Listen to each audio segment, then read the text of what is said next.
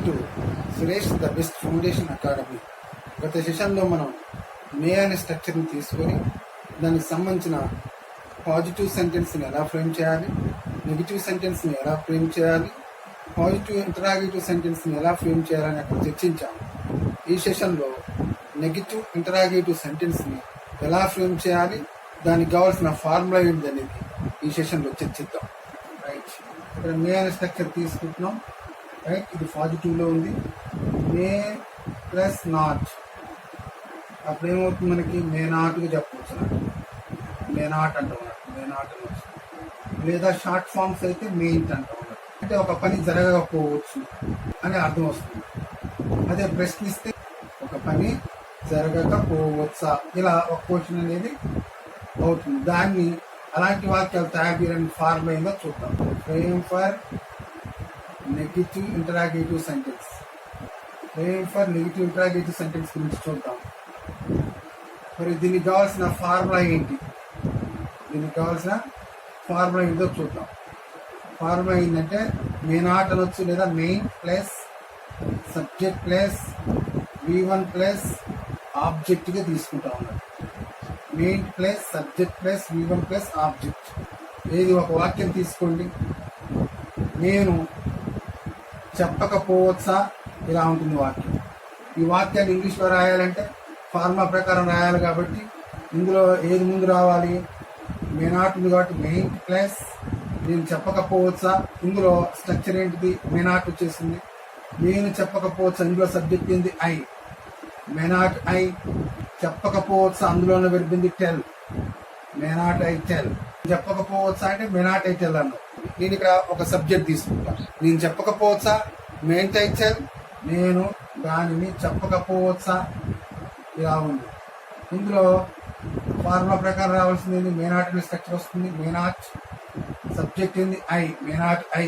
చెప్పకపోవచ్చు అంటే verb tell. May not I tell. దాన్ని అంటే ఇట్. సో అగ్రిమెంట్ తీసుకుంటే may not agreement with all subject. మే నాట్ అగ్రిమెంట్ విత్ ఆల్ సబ్జెక్ట్ క్వశ్చన్ చేసినట్టు. May not I, may not we, may not you, may not they, may not he, may not she, may not it. Right, నేను చెప్పకపోవచ్చా అంటే may not I tell. May not I tell అని చెప్పవచ్చు. Main I tell. ఇంకొక మోడల్లో may I not tell, అలా కూడా చెప్పవచ్చు. ఇలా మరి ఈ సెషన్లో నేను ఒక సబ్జెక్ట్ తీసుకుంటాను. ఒక సబ్జెక్ట్ తీసుకొని వివిధ రకాల వెర్బులు తీసుకొని ఎలా నెగిటివ్లో చెప్పాలో చెప్తాను. మీరు కూడా అలా ఓవరాల్గా ప్రాక్టీస్ చేయండి. ఆ ఫ్లూయెన్సీ రావాలంటే మిగతా అన్ని సబ్జెక్టులు ఉపయోగించి ఓవరాల్గా ప్రాక్టీస్ చేయండి. నేను ఇక్కడ ఒక సబ్జెక్ట్ తీసుకుంటాను. నేను చెప్పకపోవచ్చా, మెయిన్ ఐ టెల్. నేను ఇవ్వకపోవచ్చా, మెయిన్ ఐ గివ్. నేను అడగకపోవచ్చా, మెయిన్ ఐ ఆస్. నేను పిలవకపోవచ్చా, మెయిన్ ఐ కాల్. నేను కలవకపోవచ్చా, మెయిన్ ఐ మీట్. నేను తినకపోవచ్చా అంటే మెయిన్ ఐ ఎయిట్. ఇలా ఓవరాల్గా ప్రాక్టీస్ చేయండి. వివిధ రకాల సబ్జెక్టులు తీసుకోండి. అప్పుడు మీరు అనుకున్న విధంగా వాక్యాలు రాయడం వస్తుంది, మాట్లాడటం కూడా వస్తుంది. ఇలా ఈ మే స్ట్రక్చర్ సంబంధించి 4 ఎక్కువగా ఉపయోగిస్తాం. Positive statements, negative statements, yes no questions ఎక్కువగా ఉపయోగిస్తాం అన్నట్టు. ఇదే విధానంలో స్ట్రక్చర్ని ఉపయోగించి కూడా మైట్ అండ్ యాక్సిలరీని ఉపయోగించి కూడా వాక్యాలు తయారు చేయవచ్చు. ఫర్ ఎగ్జాంపుల్, అతను రావచ్చు, హీ మే కమ్ అన్నాం కదా. అదే మైట్ ఉపయోగించారంటే ఈ మైట్ కమ్.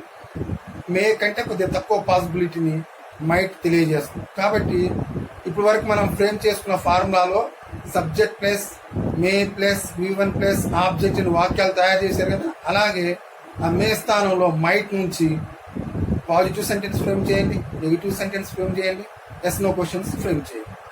ఈ విధానంలో ఈ ఫార్ములాను ఉపయోగించి మీకు కావాల్సిన సెంటెన్స్ తయారు చేయవచ్చు. తయారు చేసిన సెంటెన్స్ ఉపయోగించి నిత్య జీవితంలో ఇంగ్లీష్లో మాట్లాడవచ్చు. ఈ విధానంలో మీరు ప్రాక్టీస్ చేస్తే మీరు ఖచ్చితంగా ఇంగ్లీష్లో మాట్లాడతారు. మీరు నిజంగానే ఇంగ్లీష్లో మాట్లాడతారు.